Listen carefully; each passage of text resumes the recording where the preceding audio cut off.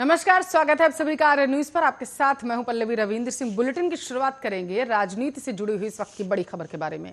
मायावती ने मुख्तार अंसारी का टिकट काट दिया है। मुख्तार अंसारी को चुनाव नहीं लड़ाएगी बीएसपी। माफिया और गुंडों की जगह बीएसपी में नहीं है, ये कहना है बीएसपी सुप्रीमो मायावती का। आपको बताते चलें, किसी भी माफिया गुंडे को टिकट नहीं दिया जाएगा। मायावती ने साफ कर दिया है कि इस बार मुख्तार अंसारी का जो पत्ता है वो बीएसपी से कट चुका है। आपको बताते चले, मुख्तार अंसारी के बड़े भाई ने सपा भी ज्वाइन कर लिया। वैसे में कयास राजनीतिक गलियारों में लगाए जा रहे हैं कि मुख्तार अंसारी कहीं सपा का दामन तो नहीं थाम लेंगे, क्योंकि आपको बताते चले बीएसपी ने उनका टिकट जो है वो काट दिया है। उन्होंने कहा है कि बीएसपी सुप्रीमो मायावती ने कहा कि किसी भी गुंडे को टिकट नहीं दिया जाएगा। भीम राजभर को मऊ से प्रत्याशी बना दिया गया है। इस वक्त की बड़ी खबर है आपके टेलीविजन स्क्रीन पर। आपकी जानकारी के लिए आपको बताते चले, आर्य न्यूज के जरिए इस वक्त की बड़ी खबर उत्तर प्रदेश की राजनीति से जुड़ी हुई आप सुन पा रहे हैं। मुख्तार अंसारी को चुनाव नहीं लड़ाएगी बीएसपी।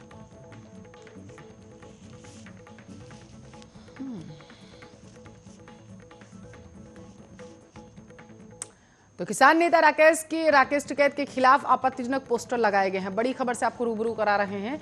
पोस्टर में राकेश टिकैत को खालिस्तान समर्थक बताया गया है। राकेश टिकैत को पीटने वाले को 11 लाख का इनाम देने की घोषणा भी कर दी गई है और इसके साथ साथ पेशाब पिलाने, जूते मारने वाले को 11 लाख रुपए दिए जाएंगे। किसान कर्ज मुक्त अभियान कमेटी संगठन ने ये पोस्टर लगाए हैं। बड़ी खबर आपको बताते चले, किसान आंदोलन से जुड़ी हुई आप तक पहुंचा रहे हैं, जहां एक तरफ राकेश टिकैत पूरी तरीके से सक्रिय हो चुके हैं और उत्तर प्रदेश में खास करके सक्रिय हैं, क्योंकि आगामी विधानसभा चुनाव भी हैं 2022 में। और राकेश टिकैत के खिलाफ दूसरी तरफ ये आपत्तिजनक पोस्टर जिसमें लिखा गया है कि राकेश टिकैत को जो भी जूते से मारेगा, पेशाब पिलाएगा, उसको जो है 11 लाख का इनाम दिया जाएगा। खालिस्तानी समर्थक पोस्टरों में बताया गया है।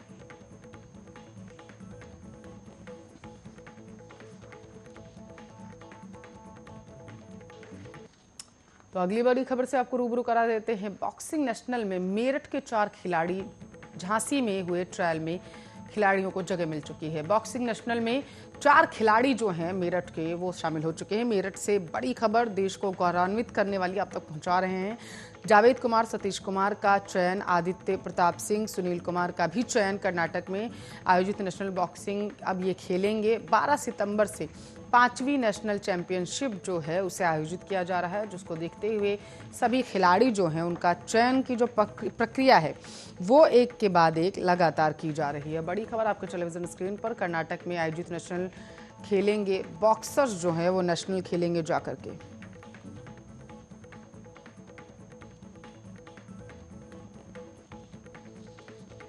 एक और बड़ी खबर से आपको रूबरू करा रहे हैं। सीएमओ ऑफिस घूसखोरी का अड्डा बन चुका है। अब आपको बताते चले, सीएमओ ऑफिस में अवैध वसूली का वीडियो जो है वो वायरल हुआ। फार्मासिस्ट इंटर्नशिप के नाम पर रिश्वत वीडियो बनाने पर भड़का कंप्यूटर ऑपरेटर जो था वो वीडियो बनाने पर भड़क चुके हैं और रिश्वत लेने का वीडियो जो है वो सोशल मीडिया पर वायरल हो रहा है। रिश्वत लेते हुए इस वीडियो में साहब आराम से देखे जा सकते हैं। अधिकारियों ने मामले पर पूरी तरीके से अब चुप्पी साध ली है। बड़ी खबर घूसखोरी से जुड़ी हुई आपके टेलीविजन स्क्रीन पर है। वीडियो बनाने वाले पर कंप्यूटर ऑपरेटर साहब जो हैं वो भड़क उठे हैं और आपको बताते हैं, हालांकि रिश्वत लेते हुए उन्हें इस वायरल वीडियो में साफ देखा जा सकता है।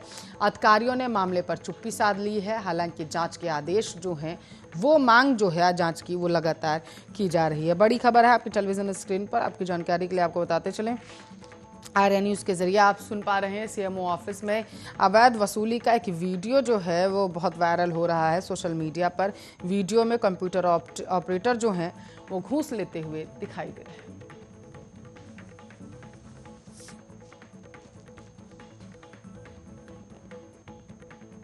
चलिए, मुठभेड़ से जुड़ी हुई बड़ी खबर आप तक को बताएंगे। पुलिस और बदमाशों के बीच मुठभेड़ हुई है। मुठभेड़ में एक बदमाश को गोली लगी है। बदमाश के 2 साथी चकमा देकर फरार हो चुके हैं। घायल बदमाश अस्पताल में हालांकि अभी भर्ती बताया जा रहा है और ये मामला जो है वो थाना भवन के कस्बा जलालाबाद का बताया जा रहा है। वहाँ पर ये घटना हुई है जहाँ पर पुलिस और आरोपियों के बीच में, अपराधियों के बीच में मुठभेड़ हुई। आपको बताते चले, 2 जो हैं वो पुलिस को चकमा देकर फरार हो चुके हैं। बदमाश के 2 साथी फरार हो चुके हैं पुलिस को चकमा देकर और एक बदमाश जो है वो घायल हो गया। घायल का अस्पताल में इलाज चल रहा है।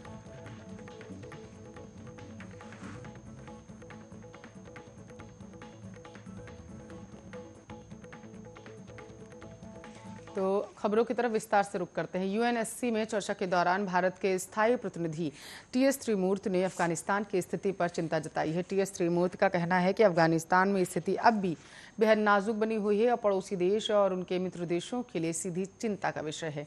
संयुक्त राष्ट्र में भारत के स्थायी प्रतिनिधि टीएस त्रिमूर्ति ने कहा, जैसा कि पिछले महीने काबुल एयरपोर्ट पर हुए निंदनीय आतंकवादी हमले से देखा गया, आतंकवाद अफगानिस्तान के लिए एक गंभीर खतरा है। इसलिए महत्वपूर्ण है कि इस संबंध में ली गई प्रतिबद्धताओं का सम्मान किया जाए और उनका पालन किया जाए।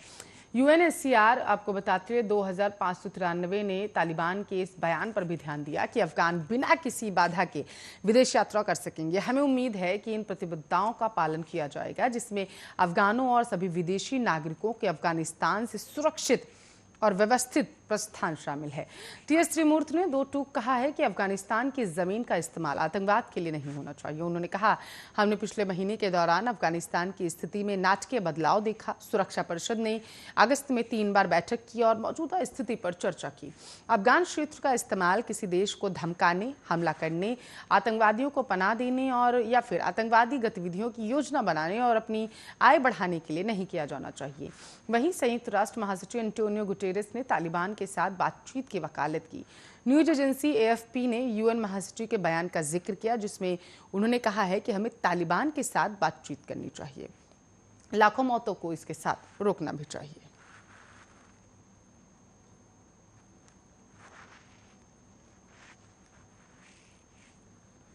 तो पश्चिम बंगाल की हाई प्रोफाइल भवानीपुर विधानसभा सीट पर 30 सितंबर को उपचुनाव होगा।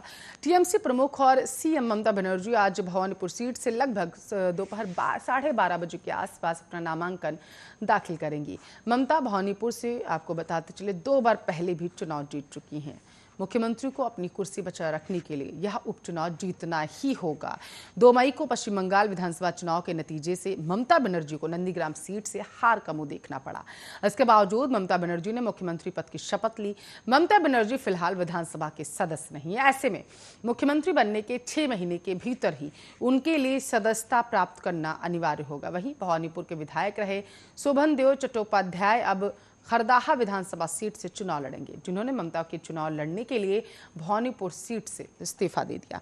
भवानीपुर से ममता बनर्जी 2 बार पहले भी जीत चुके हैं। भवानीपुर के अलावा 30 सितंबर को शमशेरगंज और जंगीपुर विधानसभा सीट पर भी वोटिंग होगी। मतगणना 3 अक्टूबर को होगी। उपचुनाव के लिए चुनाव आयोग ने नामांकन से पहले और बाद के जुलूस पर प्रतिबंध लगा दिए। प्रचार के लिए बाहरी स्थानों पर 50% लोगों की मौजूदगी होगी और राष्ट्रीय और राज्य स्तरीय मान्यता प्राप्त दलों के लिए अधिकतम 20 स्टार प्रचारक होंगे और मतदान खत्म होने से पहले 72 घंटे के दौरान प्रचार पर पाबंदी रहेगी। जहां उपचुनाव होने हैं उन राज्यों से मिली सूचना के आधार पर निर्वाचन आयोग ने कहा है कि उसने कोविड-19 की स्थिति, बाढ़ एवं आगामी त्योहारों के मद्देनजर अन्य 31 विधानसभा क्षेत्रों और 3 संसदीय क्षेत्रों में उपचुनाव नहीं कराने का फैसला किया।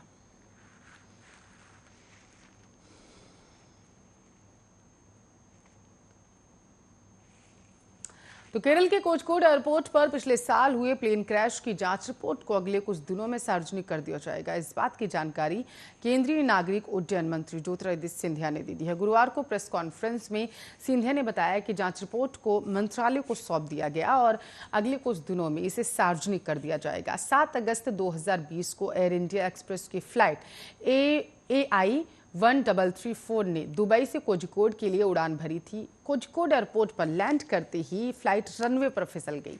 इससे दोनों पायलट समेत 21 यात्रियों की मौत हो गई थी, जबकि 165 यात्री घायल हुए थे। इस हादसे के बाद एयरक्राफ्ट एक्सीडेंट इन्वेस्टिगेशन ब्यूरो को इसकी जांच का जिम्मा सौंपा गया। साथ ही ऐसे हादसों को रोकने के लिए सिफारिशें भी मांगी गई थी। इस रिपोर्ट के बारे में सिंधिया ने बात की। उन्होंने कहा कि रिपोर्ट में जो भी सिफारिश की गई उन्हें लागू करना होगा। मंत्रालय में एक टीम को इन सिफारिशों को लागू करने का काम सौंपा जाएगा। AAIB की रिपोर्ट 2 बार डिले हो चुकी है। आपको बताते चलिए, हादसे के बाद से कोझिकोड एयरपोर्ट पर बड़े विमानों का ऑपरेशन बंद है और इस जांच रिपोर्ट के आधार पर ही क्लियरेंस मिलने का इंतजार है।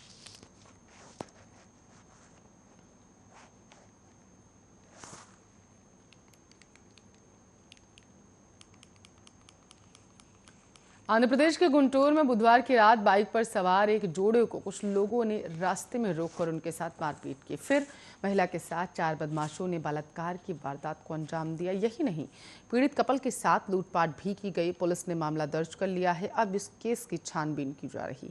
यह वारदात गुंटूर जिले के सत्तेनपल्ली इलाके की है। पुलिस के अनुसार पीड़ित कपल गुंटूर में एक समारोह में शामिल होने के बाद अपने घर लौट रहा था। तभी रात के करीब 9 बजे के आसपास 4 बदमाशों ने उन पर हमला किया और इसके बाद महिला के साथ बलात्कार किया। जाते जाते बदमाशों ने धारदार हथियारों के बल पर दंपति के साथ लूटपाट भी की। दोपहर करीब 1:30 बजे के आसपास पीड़ित दंपति शिकायत दर्ज कराने सत्तेनापल्ली थाने पहुंचे। हालांकि आरोप है कि पुलिस ने शुरू में शिकायत दर्ज नहीं की और पीड़ितों को सीमा क्षेत्र की बात कहकर टालने की कोशिश की।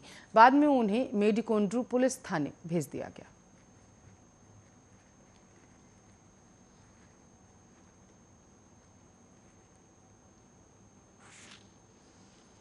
तो पीएम नरेंद्र मोदी इसी महीने अमेरिका जा सकते हैं। दरअसल क्वाड देशों के नेताओं की भौतिक मौजूदगी वाले पहले शिखर सम्मेलन की इसी महीने 24 सितंबर को वाशिंगटन में होने की उम्मीद है।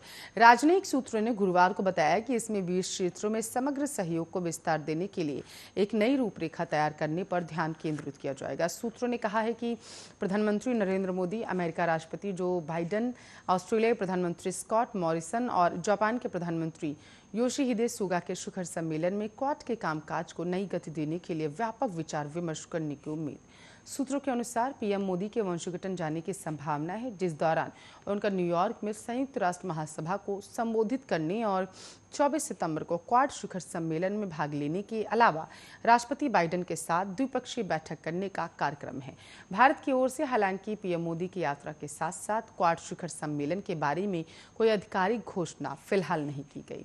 पीएम मोदी की अमेरिका यात्रा की तैयारियों के तहत भारत और अमेरिका ने कई बैठकें की और ऐसी जानकारी दी कि अब पूछा विदेश सचिव हर्षवर्धन श्रृंगला की हाल की वाशिंगटन यात्रा के दौरान भी उठा था मुद्दा।